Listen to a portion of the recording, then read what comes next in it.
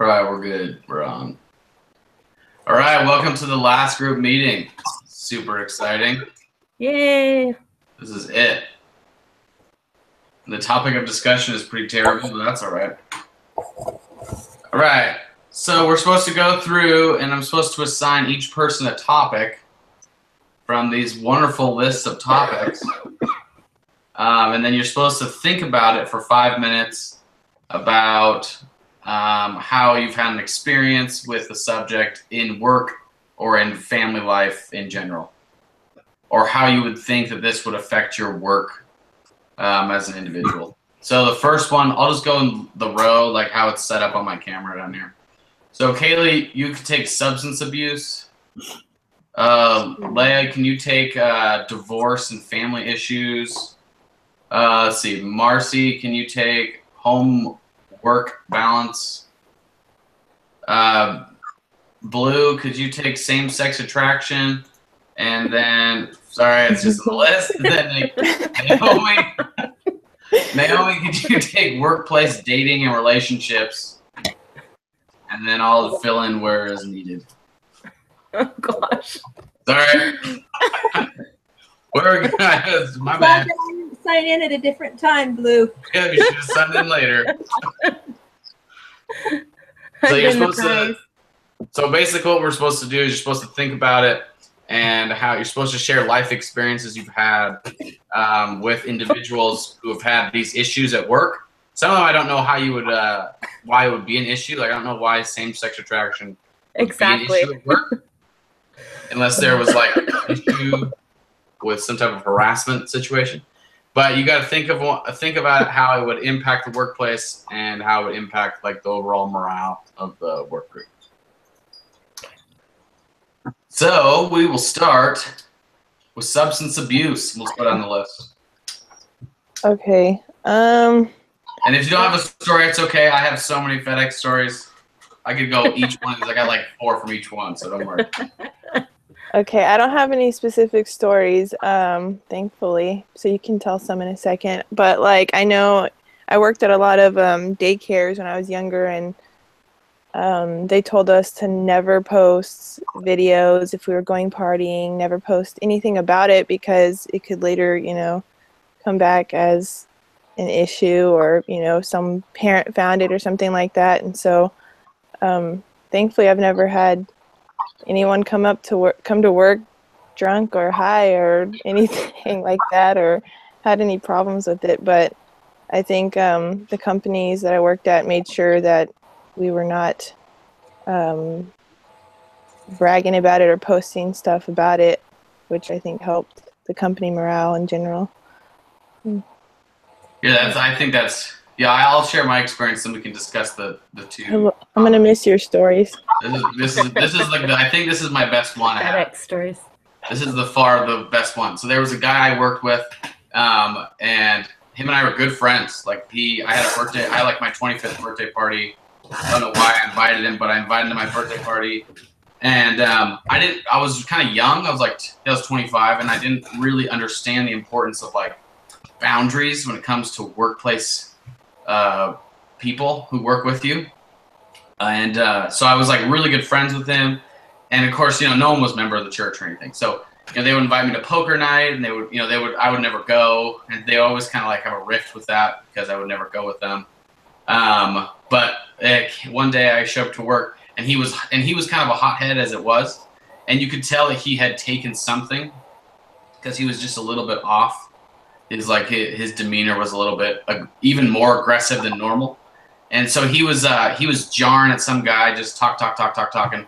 And I went over, you know, being crafty with words, I like to consider myself sometimes. I went over and I shot a comment across the bow.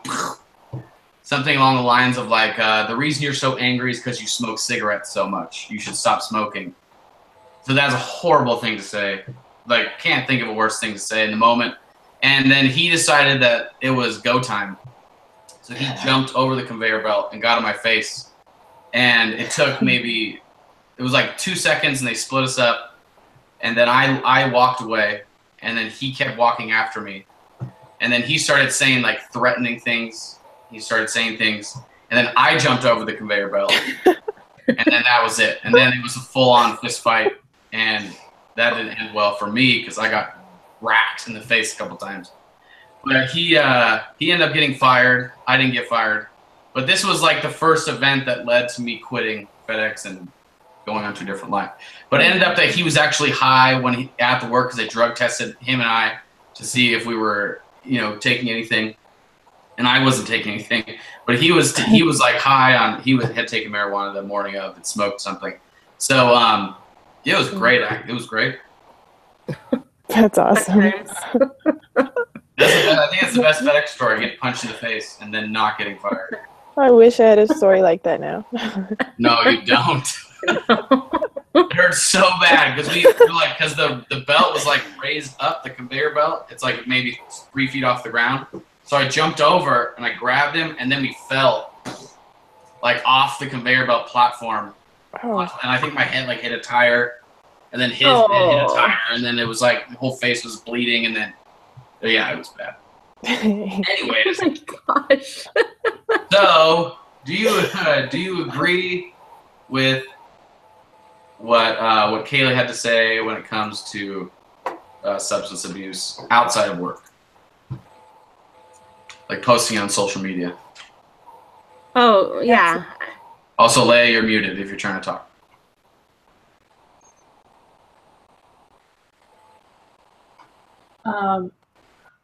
It's interesting here in Nevada, we just legalized marijuana with for recreational use. It's kind of a predicament for employers because it's legal now. So if you do drug testing, I mean, I don't know what the answer is, but can you not hire somebody because they take now what are legal drugs? At our work, and I don't know if this is right or not, but at our work, we go by federal law, which says that recreational use is not legal. I guess I'm not really, I'm not really up on all of this, but I don't know. What are your thoughts on that? Is marijuana legal where any of you live? Not in Texas. Absolutely not. Yeah. My question is, with what you're saying, is where does the legal part of it enter in as far as safety goes? Because there's certain jobs, just like what Gavin just shared, his coworker was not really in the right mind to be doing what he's doing. So even though it may be legal, you still It has an effect. Yes, and I was going to say I wouldn't want somebody who was high driving my kid's school bus, or Right. there too. What's that in between? It really does impair them, just like alcohol. Like it makes them slower. And I mean, I've seen people on marijuana, they're just not. I mean, they say it's not harmful, and I'm like, yeah, but I can't imagine that it's good for you, So it's a chemical, no matter how you want to think of it, and you're taking it into your body, and it does make you. I mean, I can tell people that smoke it on a regular basis and people that don't, because there's they just have a different aura about them, and they just are like more slower, and I don't know. I just feel like, especially in a factory or a place where there's safety concerns, I would be concerned about somebody that was smoking pot all the time. Yeah. Concerned about, about accidents. And I mean, I wonder if there's any kind of correlation between accident rates and drug use, marijuana use. Well, I wonder if you live in a state now that has it, if you're going to see a change in what happens at work. Is productivity going to go down? Is it going to start causing problems at work and fights and all this other kind of stuff? Because people aren't going to be able to rest. They're going to be half cocked. Because they're not going to be there. The brain's not going to all be there. It'll be interesting to see what happens. I mean, I guess for now, companies can just company policy is we don't tolerate any drug use, regardless of whether it's legal or not. But I don't, if somebody were to pursue a lawsuit, I don't know, I mean, state law, federal law, I don't know. It'll be interesting to see how that impacts the workplace. I think that point that you brought up is a good point where, like, it depends on the job that you're doing. Like, if you're just an office guy who writes code, I don't know if it really is going to, like, hinder your, I mean, you might write some funky code or something, but then, you might not, it won't affect people's lives. Whereas if you drive like a bus or like a FedEx truck or something like that, or like a pilot, like if a pilot was smoking marijuana and then flew across the country, that would raise some eyebrows. I wouldn't be into my pilot being high as he flew me 30,000 feet into the air.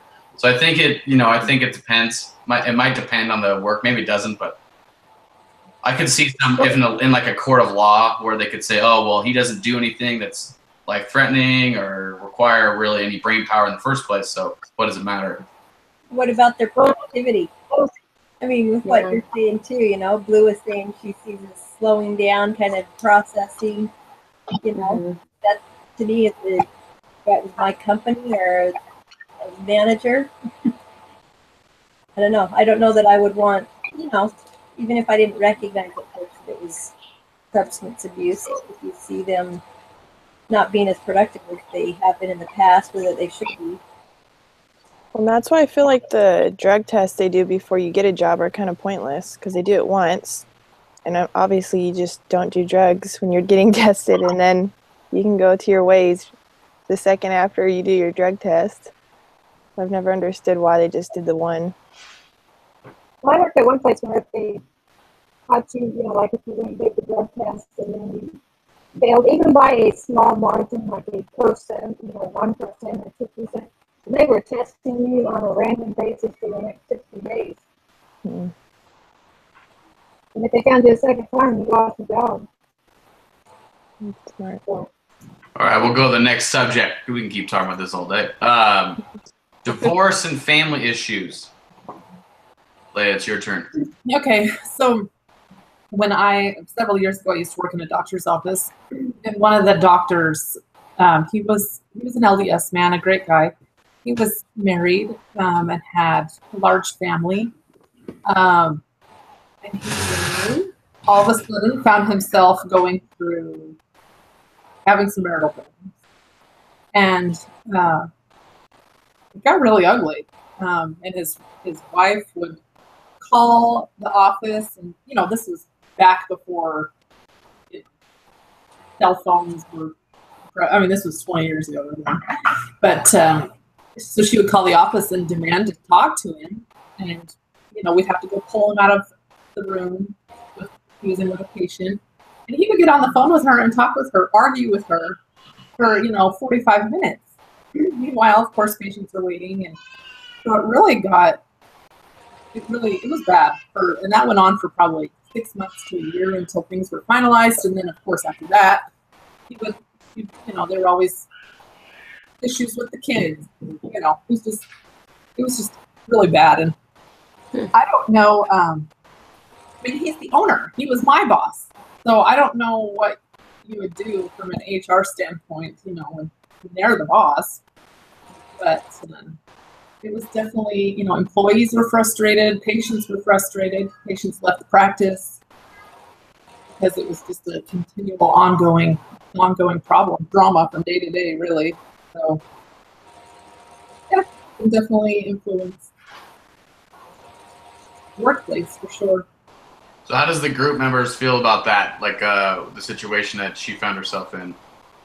How would have you guys handled it differently, or how would have you have gone about it? If you were, because, I don't know your position at the time, Leah, but was it Leah? Leah?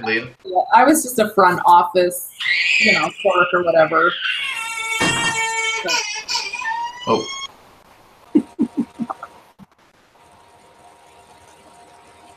I don't know. What would you guys have done had you been like the office manager? Oh, that's tough. Because the doctor, they're kind of the one in charge and authority. I mean, so I don't know. That's a tough one. But I know. I don't know. It just makes me uncomfortable when anybody pulls me into their marital drama, like, you know, like if they're having problems and they start venting, and or if they're going through a divorce and they're, you know, complaining about their ex. I'm like, that happened to you, but I don't never know what to say except for I'm sorry, and it's just very uncomfortable. And when it takes, like, you know, focus off of the work and the productivity, it's a problem. So, I don't know what the relationship was with the doctor. I was going to say, I mean, it's easy to look back and hindsight, but if it's somebody that you felt comfortable enough to pull aside and not get into any of the marital problems, say, hey, look, this is what I'm seeing, how it's affecting the business, and this is how other employees are kind of feeling. You know, sometimes we need somebody to just say it like it is and put it in front of us in order for us to see things. But there's some personalities you do that and it would not be good for you. You know, the results, depending on how the doctor's personality was and how the situation of your relationship, I guess, was with him. So. Yeah, I remember one time I went to a doctor's office and there was I was like by myself. I was sick and I was getting a checkup or something, and this woman walked in with like 2 kids, and she, like, the kids were obviously sick, and they like sat down, and then she went to the front desk, and she was getting like her situation figured out with the receptionist, and then all of a sudden she started crying, and I wasn't paying attention. She started crying, and and then I got the full story because I clearly was starting to pay attention then, and she was like, "Oh, my husband and I just got divorced. He's in charge of the insurance, and he canceled the kids and her off of his insurance. So they no longer had insurance, and he was like vacationing, according to her, in some foreign land." And she was like breaking down, crying in tears and like screaming and yelling at everybody. And he was like, "Get him on the phone." And the receptionist, she's like, "I don't know him. I don't know how to contact him." And she's like, "Here's his number. You call him." And she's like, "I can't. It's not my job to do that. I'm sorry. I don't know what to tell you." And she's like, "Is this kid supposed to go sick?" And she's like, "I don't know what to do." And this poor receptionist girl was like probably 18, like 17, 18 years old, and just getting railed on by this lady who was clearly having marital problems or recently divorced. That was so intense. That was the first time I was like, "Oh, baby, that is serious." That's Well, interesting. I think sometimes you have to give it to an upper management that's maybe over their head and get them to talk to you to bring the problems into work. So either you take a leave of absence until you can settle down or get the counseling that you need, and then when you're ready, come back. Because all you're doing is causing problems for everybody else, and they're not getting rid of the problem. So I've seen that happen where they actually said, "Okay, you take a leave of absence for, let's say, 2 weeks, you know, and if you think you're okay and you're doing better, you know, have to bring back and stuff like that." Sometimes they need to be away from work, period. Good idea. Mm. All right, we'll go to the next one. Next one's kind of similar, but it's a little different, I guess. It's let's see, it's Marcy's turn, and it's work and home balance. I just have a quick experience, I guess, with that, and that was a personal one. When back in 2008, when the economy kind of plummeted, my husband's company, instead of cutting people,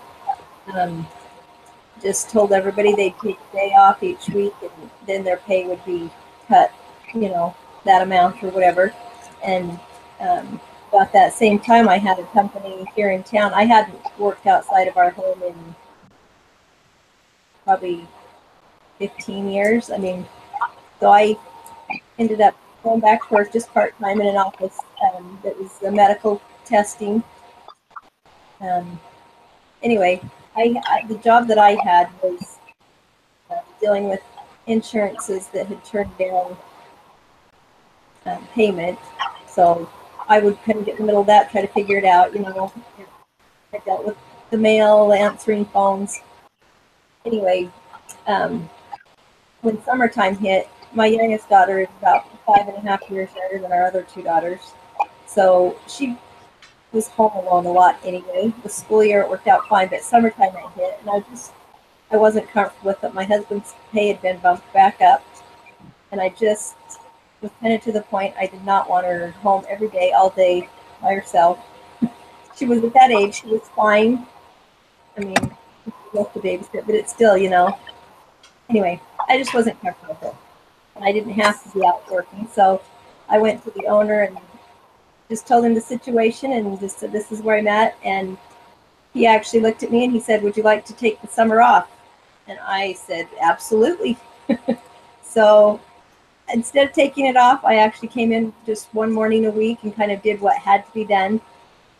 My workload was definitely, by the end of the summer, I was scrambling and trying to get caught up, but I really appreciated him being so willing to do what needed to be done so that I still had an opportunity to work, but yet I could be home like I felt I needed to be at that time with that daughter too. So what do you guys think about that? Do you guys think that the boss did the right decision? Do you think he should have fired her? What do you think? Just playing devil's advocate here, obviously. No, I did. I think that was great.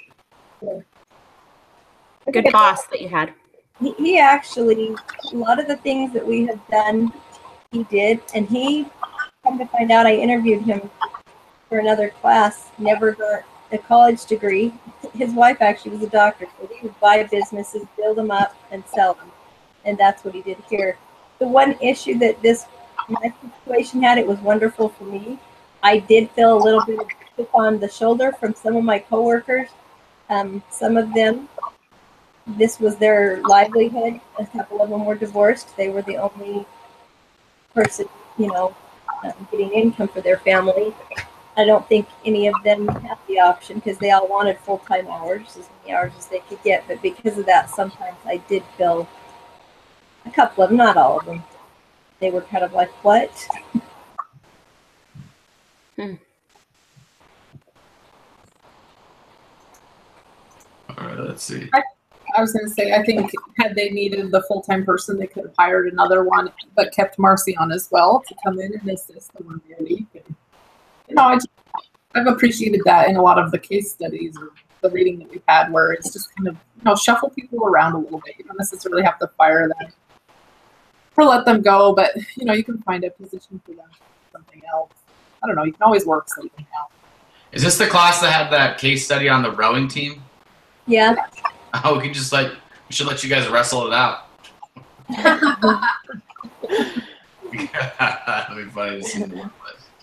Instead of meetings, you have weekly wrestles. All right, the next one. Blue, it's all you. Same-sex relationships. Come on. No. I honestly, I don't have any experiences with this. Yes, I have one. Don't worry. No, I mean, I have a vast variety of friends on social media, people that I knew from high school, and I do have some homosexual friends, some that are married to their significant others, I guess, but I don't know. I mean, and I do work at a dance studio, and so you know, my owners are both married, you know, ladies that are married to men, but they do have, like, their partners from California that they used to work with are homosexual and you know, come out and teach the kids dances sometimes, but I never really tell that they are. It's never really press it. They don't talk about it or flaunt it.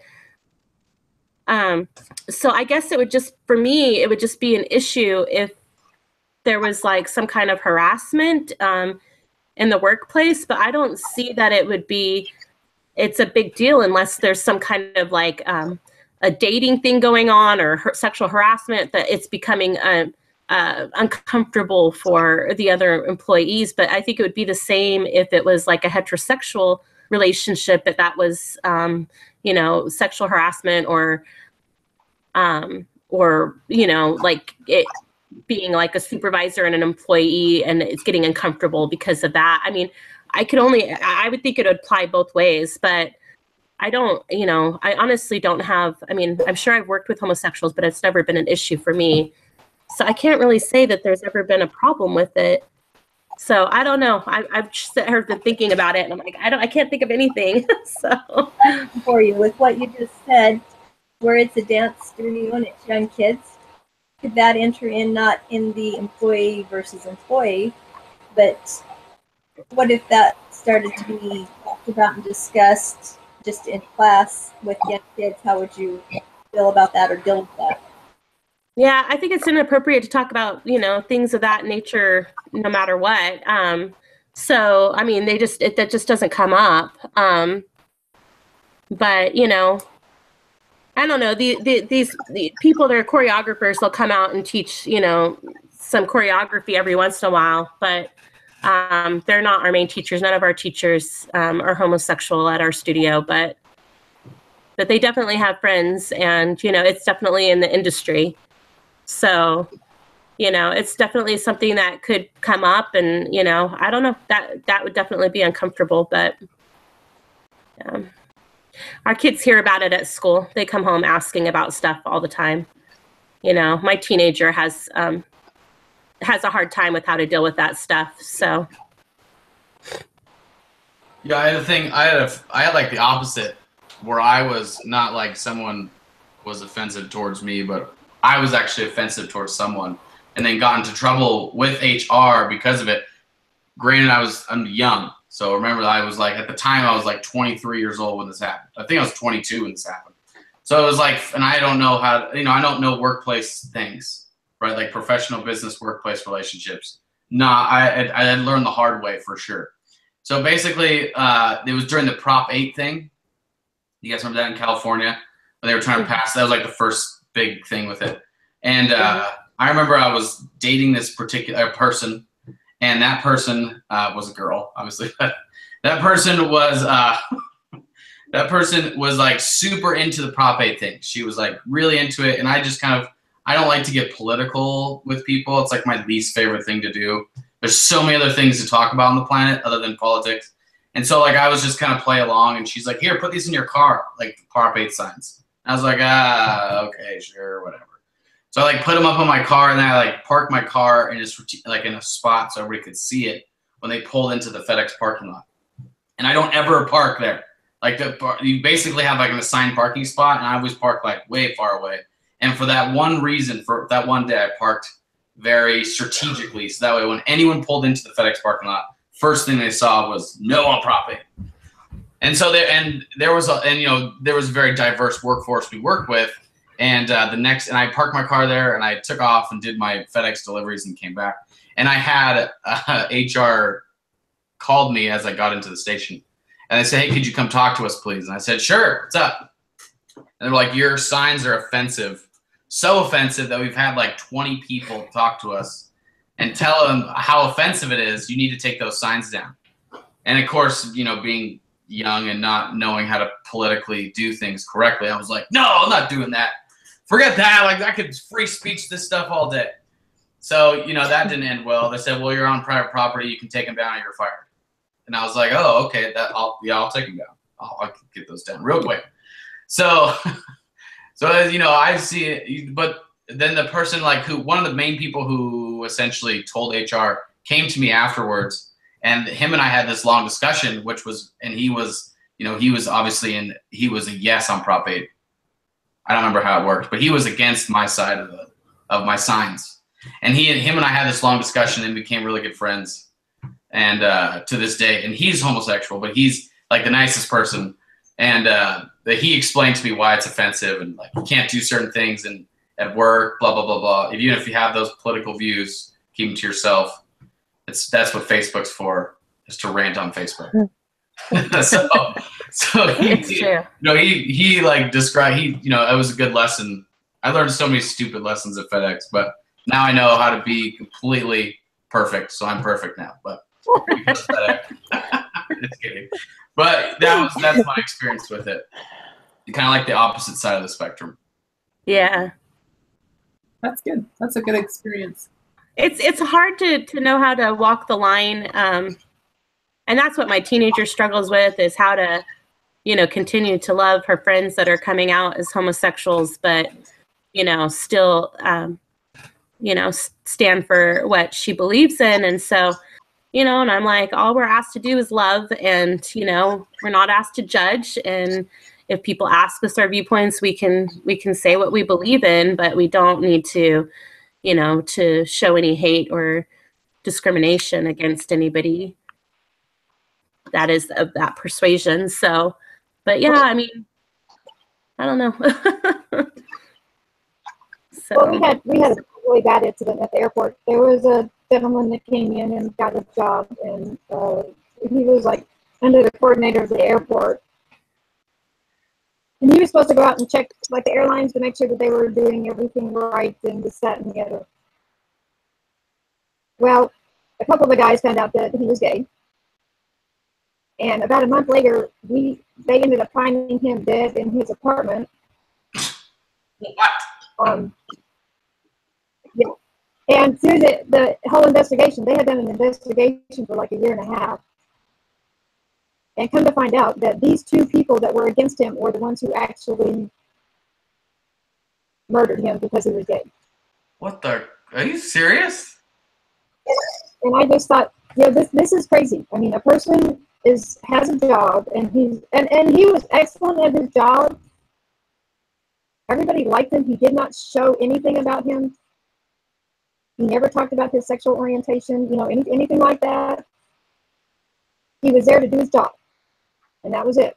But these two people, and they're fired from the airport now, but it took a while. it should be in jail. It should be in jail. My goodness. And it was just crazy. I mean, I couldn't believe what they did to that guy. Should have got Sheriff Longmire on it. He was going to solve the problem. It was crazy. That is crazy. That's the craziest thing I ever heard.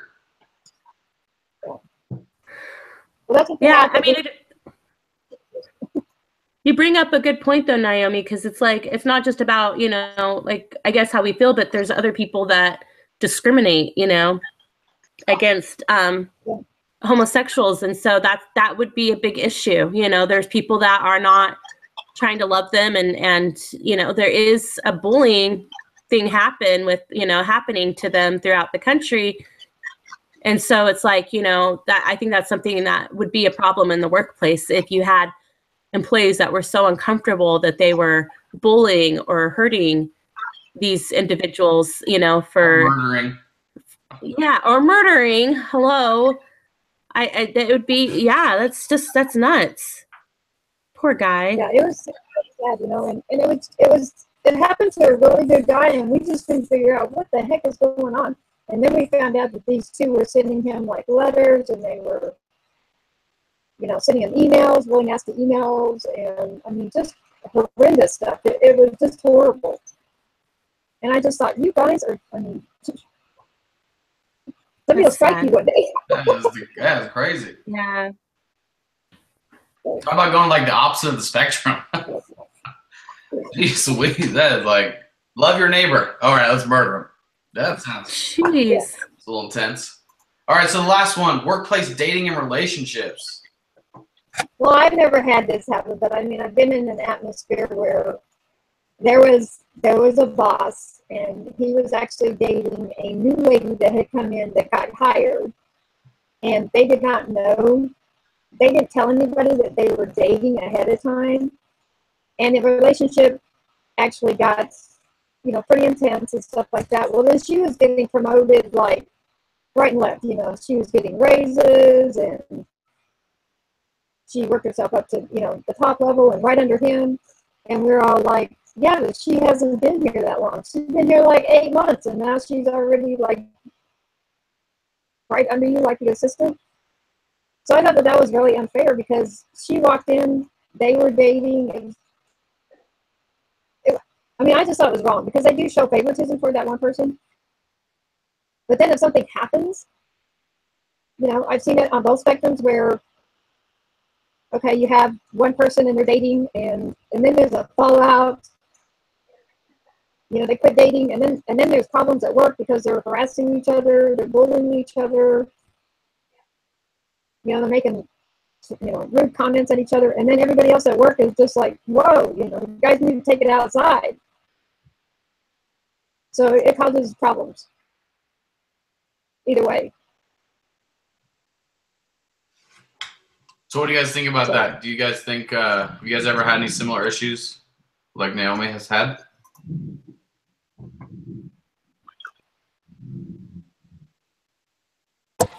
The same office that I worked at that I was telling you about before actually had a young, they were probably 18 or 20 or whatever, a guy and a girl that, we had cubicles on two sides of the room. And half of us did the billing, the other half,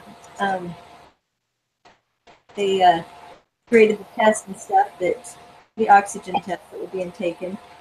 And so they had to stay later. And I never saw it, but the word was that the younger couple, if they were left alone in the office together, not much work was getting done. And anyway, the owner eventually just said those two are not to be scheduled to work at the same time, after hours, after the rest of us left. And this same office too, our manager was married to one of my coworkers, and my coworker, she was pretty mouthy, pretty vocal. Sometimes she was a little out there. Like, I was embarrassed sometimes if I was on the phone, she'd just yell out and laugh and just be really loud. And if you're on the phone with a mad patient, that didn't go over really well. So I saw that sometimes be difficult, even though they were married. It wasn't anything inappropriate, but it was hard sometimes. I don't think she respected him as a manager. She just did whatever she wanted to do. So. At the high school I went to, there were two teachers married to each other, and there was never an issue where anyone felt uncomfortable. But then the head football coach actually cheated on his wife with the band director, and that was something that students talked about for years. Like, every time you saw him, you're like, what's this guy doing? What's he up to and stuff? And so, I mean, I think it can easily turn into something inappropriate, but as for like the other teachers that were married, I was fine with it. It wasn't a big deal. But yeah, there were some crazy things that happened. I think in some corporations, that's why if you're married, you can't work in the same department. So that way you don't have your boss being your husband or your wife.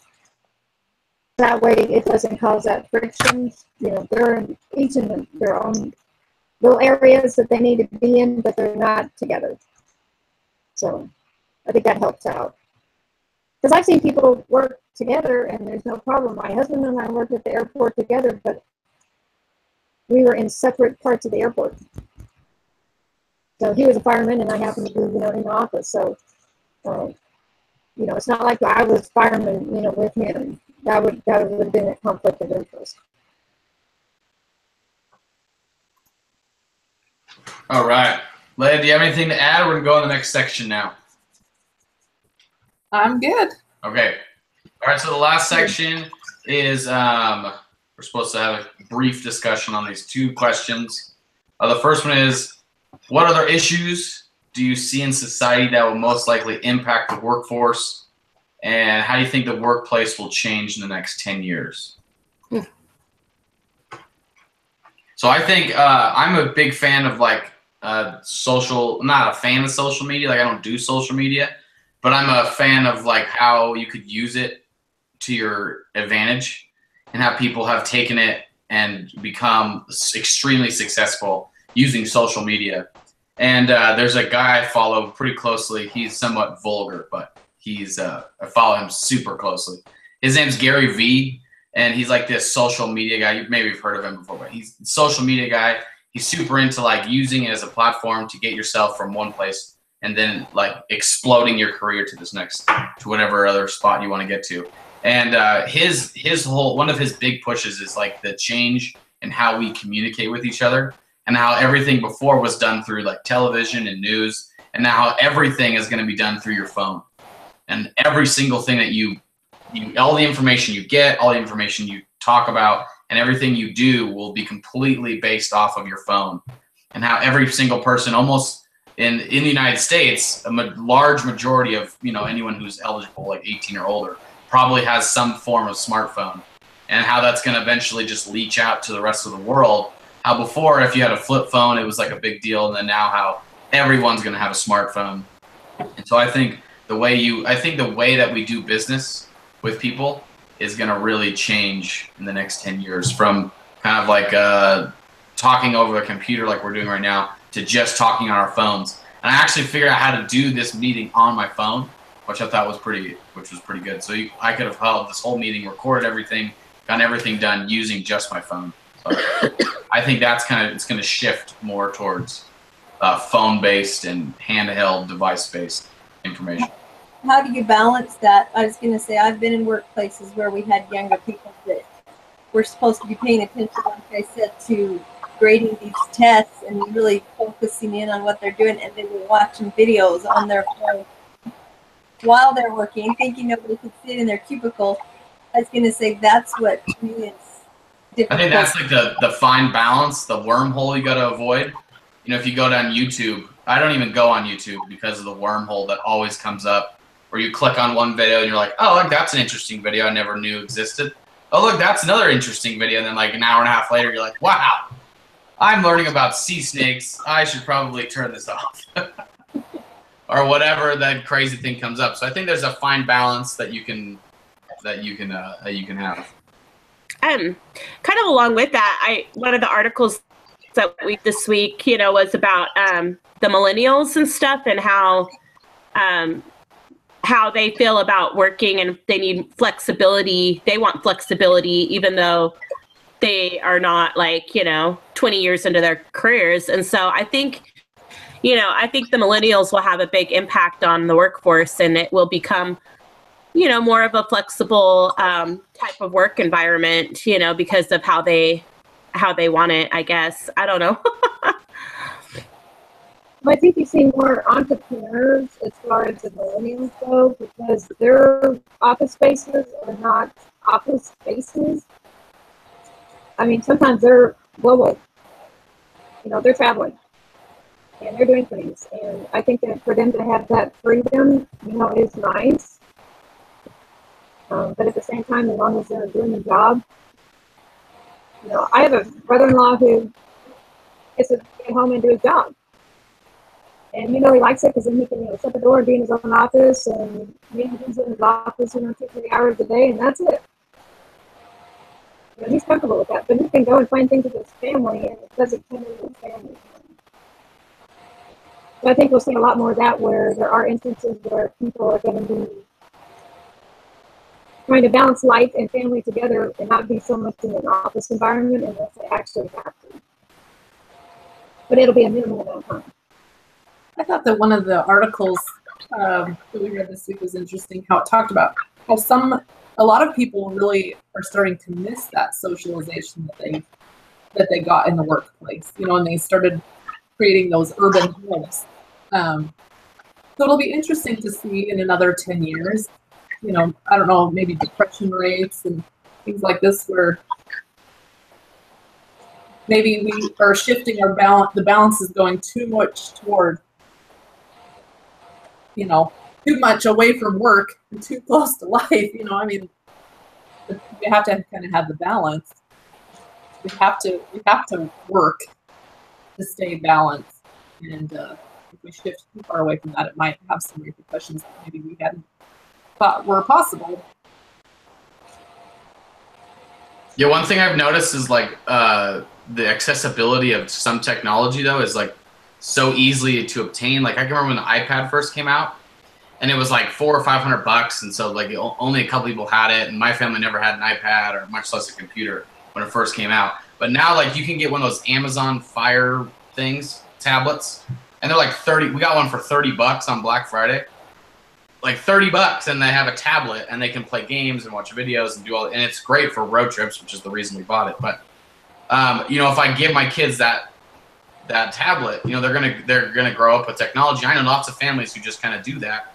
Not that that's wrong or anything, but that's your way of doing it. But that's the shift from before, where it's just go play outside, to where here, just take this technology and use it.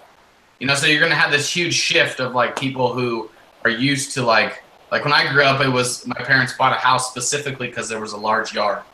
And so my mom would just kick us outside basically and go figure things out, go do something. Where now, like I sometimes, if I get frustrated, I don't have a yard because it's 4 degrees outside. And so I say, hey, let's turn the TV on, or here, watch this on my phone. Because I can't handle, I got to do homework, or I have to go to work, or whatever it may be. And so like my 7-year-old knows how to take my phone, push the button. She knows the code somehow. I don't know how she would figure that out. But she like magically knows the code. She can turn it on and she can find her game. And then she can play her game on the phone. And then gives it back to me and say, oh, the battery died.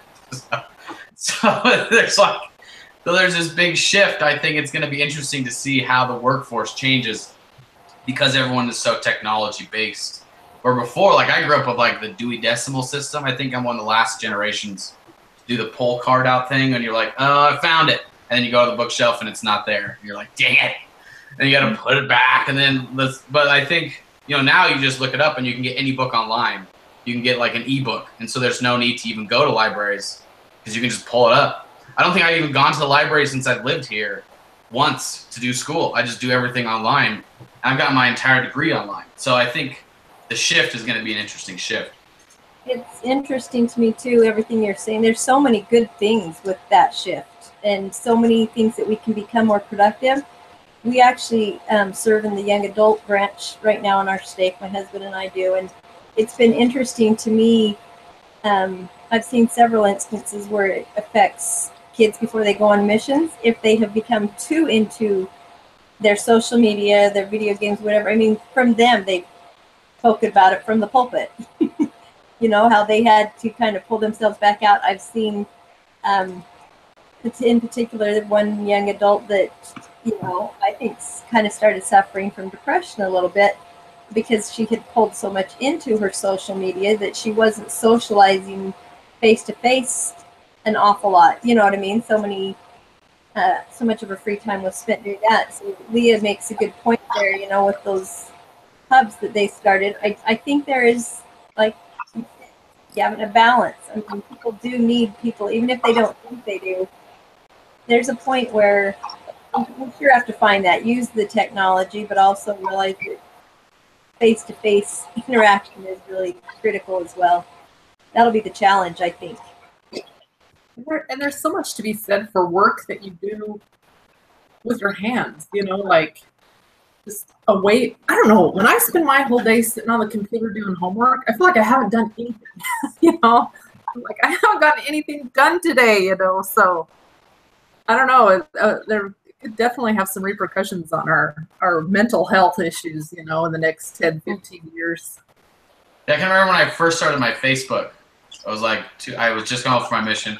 Turn on Facebook, like it was brand new thing still. It wasn't a big deal. And I like had like 50 friends. I was like, oh, this is kind of cool. And then like fast forward to 7 years, and like we announced we're having our 4th baby. And I was like, hooray! This was like last week. And I was like, hooray, we're having another baby.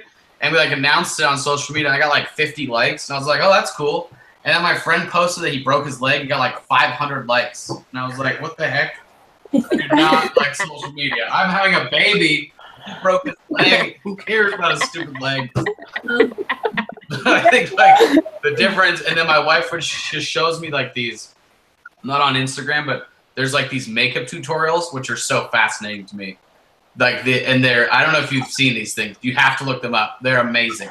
Basically, these women like show you how to put makeup on, but they put so much makeup on that it is insane, and they'll like it's so crazy. Yeah. And they'll get like 50,000 likes. Yeah, I don't even like. I don't even think I know 50,000 people on the planet, much less how do you get 50,000 likes or 1 million likes or. So it's crazy. Well, I think in some ways, social media, people look at those thinking, well, you know, I want to do something easy, or I want to figure out a way to do it, but I don't know how to do it. So they're looking for the how. I've always wondered how to put more makeup on my face than is humanly possible. So I look up those makeup tutorials. They're fascinating. If you have a couple of girls there at home, Gavin, who fall asleep on the couch, you may learn how to do that. I have 2 girls, so that's a problem. You may be having your fingernails. It's all about contouring. Yeah. It's the shadows. Or this one woman like put green stuff on her face and then like took it off and then like put, I don't even know how to describe it, but like I think the contour things around where her face shape was, and then she put like this red stuff, and then it was like her lips were bigger. It was just so bizarre. You have to send us this video. It's crazy. It's so fascinating to watch people. People are super into it. They're like, "How do you do that?" I'm like, if I ever saw someone looking like that, I'd like, how do you not start Why you laughing? do that? How do you like not? Can I take a picture with you? Like, that's just crazy. Okay, that's it. That's all we got. Congratulations. Before he leaves, I mean, I know you can stop broadcasting, but I have a couple questions on the doohickeys before everybody leaves. Okay, okay, so to stop, I just push stop and then hit the links and then copy the link, right? Yep. Okay.